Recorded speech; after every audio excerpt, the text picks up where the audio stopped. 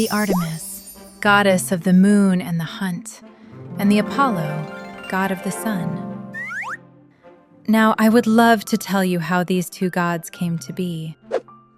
Artemis and Apollo were born to the mighty Zeus and Leto. And guess who heard about Zeus's love for Leto first? It was none other than Hera. What? Leto's child will be as powerful as Zeus?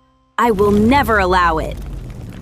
But when Hera heard this prophecy, she became furious. Let no land under the sun allow Leto to give birth. Any land that disobeys me will be turned into a barren wasteland. Frightened by Hera's terrible curse, many lands turned Leto away. Poor Leto was exhausted.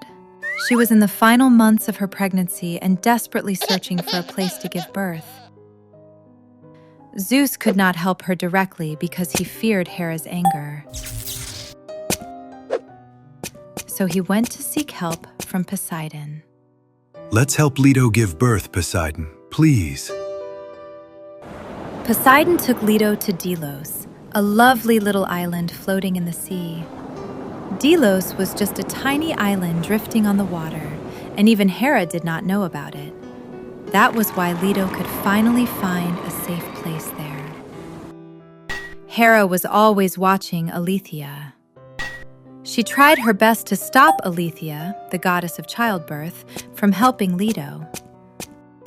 Aletheia felt very sorry for Leto, who was suffering so much. So she went to Delos in secret without Hera knowing. Then Poseidon raised great waves around the island, blocking out the sunlight. At last, in that safe place, Leto gave birth to her children.